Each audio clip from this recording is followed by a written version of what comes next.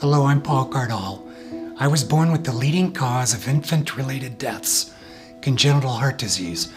I was only born with half a heart, and yet I survived countless medical procedures. You're about to hear some powerful stories by families of a few of my friends that never survived. I don't know why I got this miracle, but they deserved one too. Thousands of children born with congenital heart disease deserve a miracle. I'm confident that as you listen, you'll be prompted in some way to do something about this. We need your help.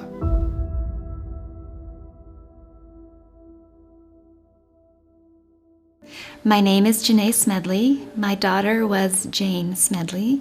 She was born with AV canal, which is atrioventricular canal. She was a day old, and he basically could not figure out what was going on with her heart. And that was frustrating because we were talking to professionals, but they were struggling to know what was going on. She ended up having 6 open heart surgeries over the course of her life. It was determined within a very, very short time that he had a severe congenital heart defect, that he would have to have surgery immediately if he was to survive. Well, the first time we heard about transplant, it was, of course, exciting to us, but they delayed it because of the anatomy of her heart. The word transplant scared me. It obviously helps so many people live longer. That's what we want for those that we love. They had waited so long to talk about a transplant that her other organs were failing. They'd waited too long. She started that heart transplant process. She got all the way to the very end. She had one more doctor to see, and it was for her lungs, and that was a deciding factor that took her out. All of the anti-rejection and the difficulties and more doctor's visits and more pain, if they could make it something that we didn't have to be so scared of.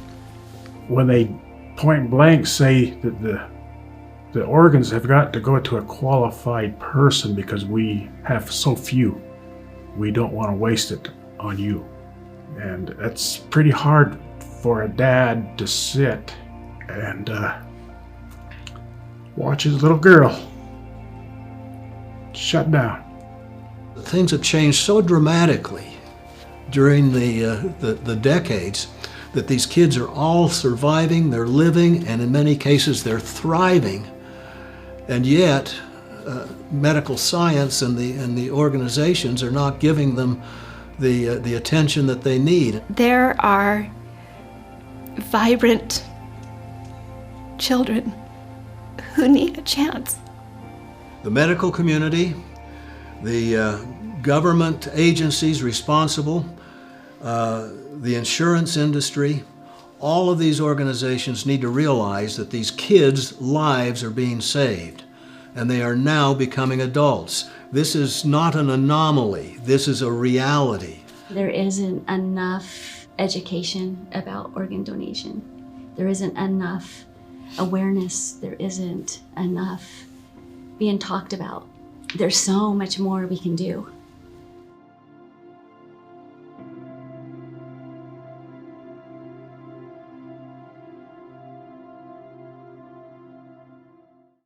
I am Brian Dutton. I was married to Mandy for 9 years, and these are my in-laws still. When she was first born, they discovered that she had something going on with her heart. They didn't know for sure what. She had holes, she had pulmonary stenosis, she had a lot of things going on. She ended up having 6 open heart surgeries over the course of her life. Well, I think her congenital heart problems shaped her up the young lady that she became. I mean, she had to fight for everything that she got in life. She came home from serving a mission in Florida, and when she came home, her lungs weren't doing well. She was coughing up things she shouldn't be from her lungs, and her heart started to fail. She had plans. She wanted to get married. She wanted to have a family. She got on a dating site, and that's where she met Brian.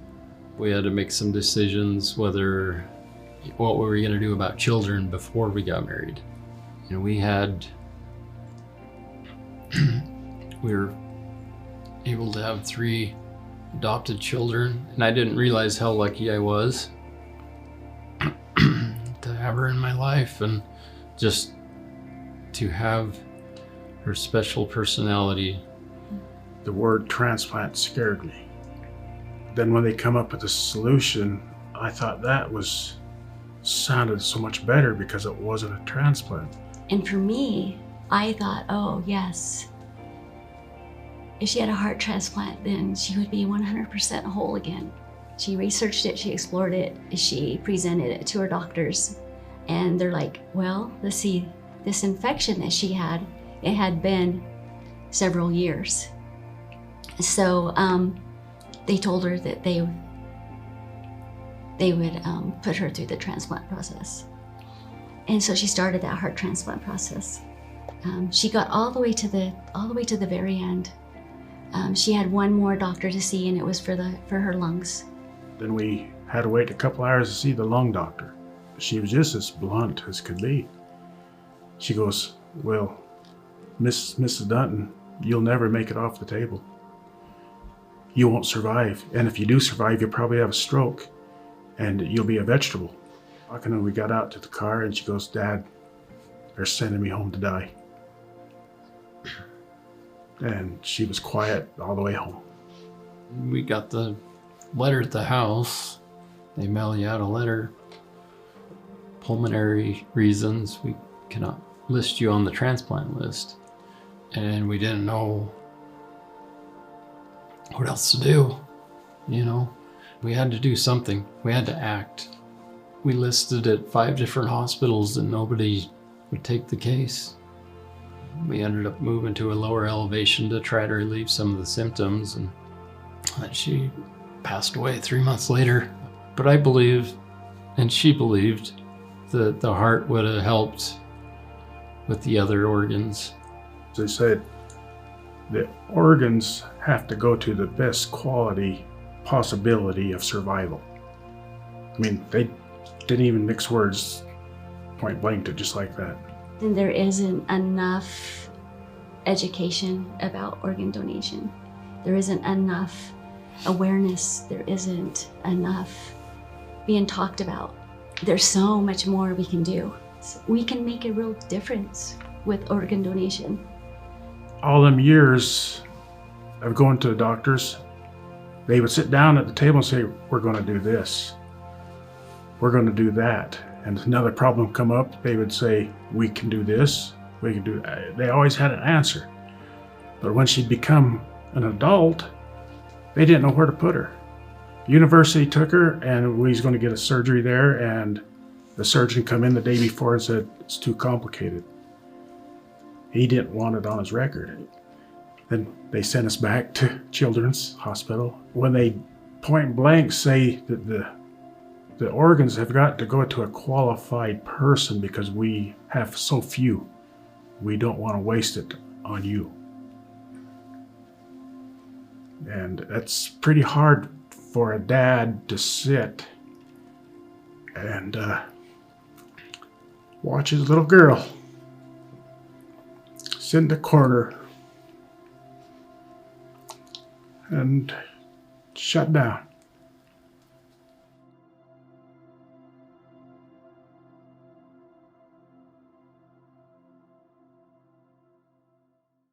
I'm Reed. This is my wife, Bobby, and we are the parents of Holly, and we lost her some time ago. Holly had a very complex condition. She was a day old, and he basically could not figure out what was going on with her heart in those days. That was 1974. And that was frustrating because we were talking to professionals, but they were struggling to know what was going on. They did a catheter on her, but they couldn't get into the left side of her heart, primarily because there was no left side of her heart. The diagnosis was she had a malformed left side, both atrium and ventricle, and the right side was the only functional part of her heart.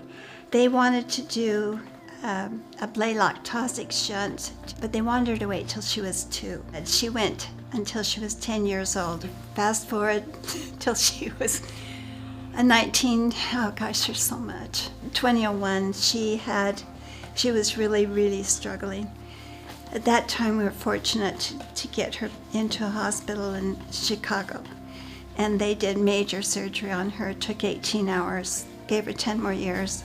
Oh, well, the first time we heard about transplant, it was, of course, exciting to us, but they delayed it because of the anatomy of her heart and, more importantly, the anatomy of the veins coming to and leading from the heart. The structure of her body was not built so that she could have a transplant easily anyway. They did tell us that there was a long waiting list, and they didn't know when Holly would even be put on the list because there were not enough hearts. But at that time also, they had waited so long to talk about a transplant that her other organs were failing. They'd waited too long. Should have happened years earlier. It was a journey to be rejected and rejected and rejected. Primary evaluated her at the University of Utah, IMC, Chicago, Stanford, and finally the Mayo Clinic all rejected her. We've received letters from some of these facilities during the denial, and it was risk was the issue. Well, we buried her on her 37th birthday, which was a miracle. Doctors felt like there's no reason she should have lived that long. Knowing what we know now, we would have probably asked for a transplant earlier. If the doctors would have communicated, I think, better among hospitals, it may have moved things up a little earlier. We have heard of times when one hospital was not aware of a procedure that was being done in another hospital, and I'm not sure the communications between the doctors was adequate or up to standard. I'm sure responsibility was a part of it. They didn't want to fail.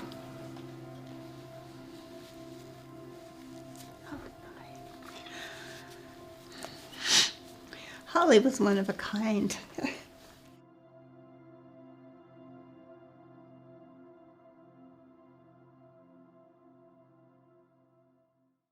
My name is Janae Smedley. My daughter was Jane Smedley.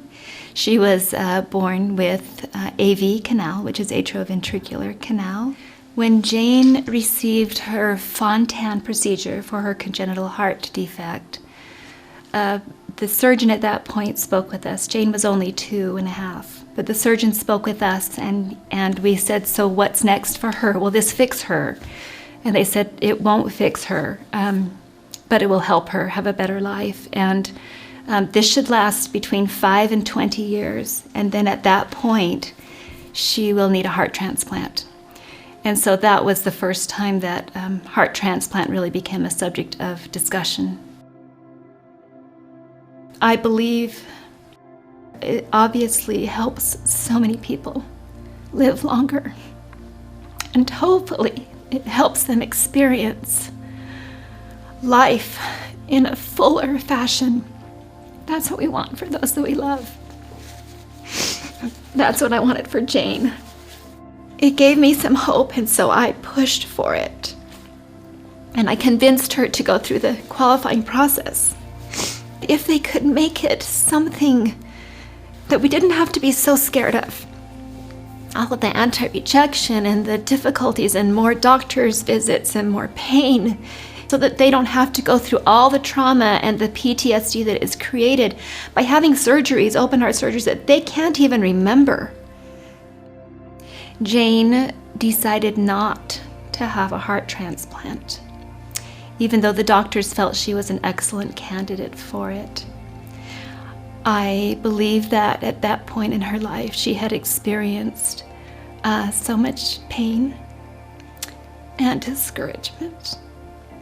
She had experienced a lot of anxiety and depression. She just couldn't. She would say to me, I don't feel like it's going to help. I think my life will be worse after I have it. I believe that if Jane had perhaps had more knowledge younger in her life about it, if it hadn't been such a scary thing, if there had been more of a support system, that maybe she would have made a different decision. My concern at this point is because it's a genetic disease. I'm concerned for my children, my grandchildren, for my great-grandchildren, and for all those other children who are suffering things that perhaps we could find a way to alleviate. There are vibrant children who need a chance.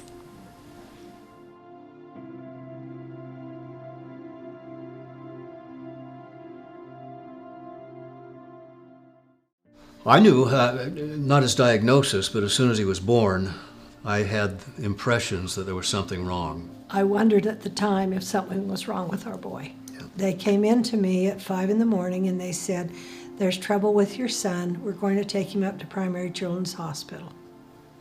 So I immediately called him and he rushed. She was in a separate hospital.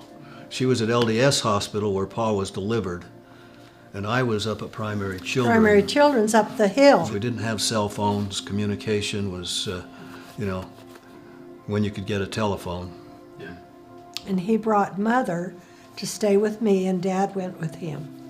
Now I had lost a sister at 3 days of a thinning in the aorta. And so you can imagine when I learned that Paul had a heart problem, what Mother and I discussed and cried. The elevator doors were opening just as we went inside the door, and out came a doctor and a couple of nurses and a baby in an isolette, and realized it was Paul. And so they were rushing him in for some immediate testing to try to figure out what was wrong. He was turning blue, and we did some things. It was determined within a very, very short time that he had a severe congenital heart defect, that he would have to have surgery immediately if he was to survive. And his first surgery was when he was 22 hours old.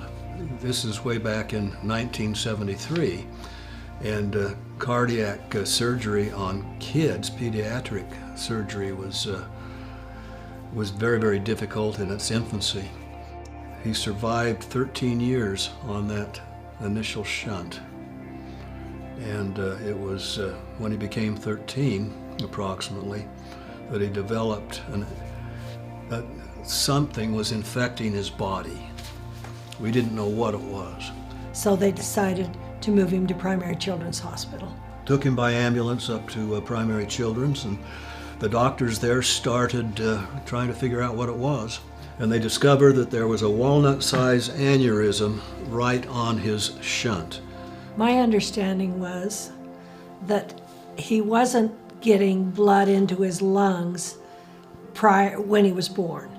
And the shunt was taking the blood that comes rapidly through the body and just falling into the lungs from this shunt that they put on. Now, I may be incorrect. And so they cut it down, and they got a mylar tube, and he wrapped that flat piece of vein around the tube like a barber pole, sutured it up, and then cut that to length and installed that adjacent to the other one that they took down.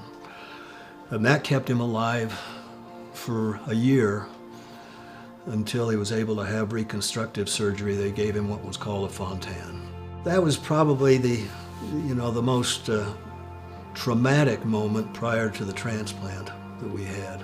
That's how things progressed to the point where, he lives to be 36 years of age and needs a heart, and all of a sudden, even though his anatomy was so dramatically convoluted, they were able to do it.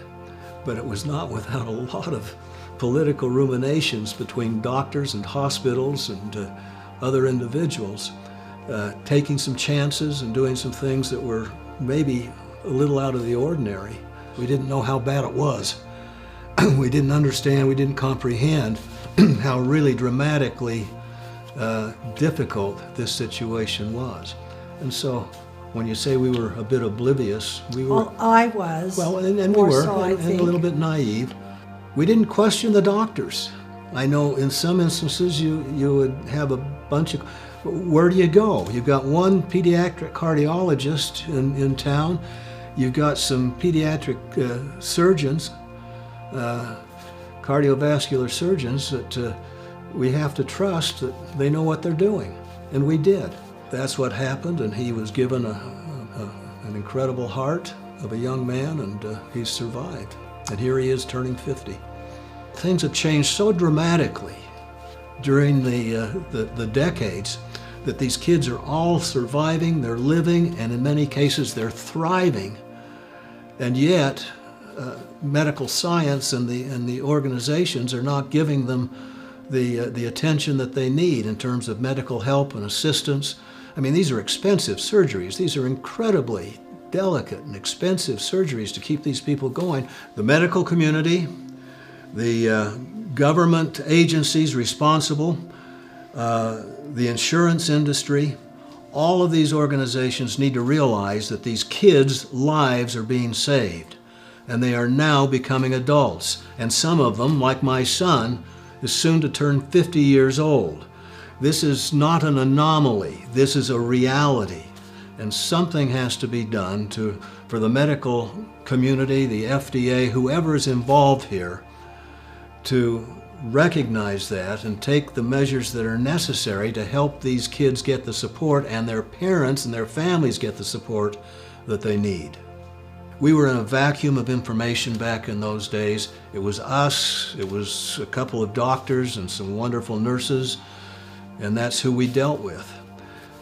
We didn't know, we didn't fly off to the Mayo Clinic, we didn't fly off to California to get a second opinion. We assumed that these doctors knew what they were doing, that they were current, and they were very, very good. Very good. I mean, the surgeon that performed his surgery was to do that sort of creative surgery and take a chance to do it. It was pretty dramatic. And another thought, they would have known, my parents would have never known how my baby sister died, except for my dad wanted to know, and the baby had an autopsy. And that's the only way that they had, and that we were even aware that something can go wrong, I just took everything for granted, and we didn't restrict him from doing anything. One of the things I think that is significant, our parenting approach with Paul was not to restrict him, not to tell him that he couldn't do things. Our parenting approach to Paul was to let him find the boundaries of his physical limitations. I'm sorry, but it's a miracle. It is Paul is a living, breathing, walking miracle.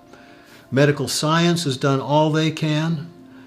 The faith that we've exercised and Paul has exercised, and many people know him, has been acknowledged by divine sources, and Paul is a living, breathing, walking miracle. And it's wonderful that he can use that sphere of influence that he has to advance the cause that he's so interested in.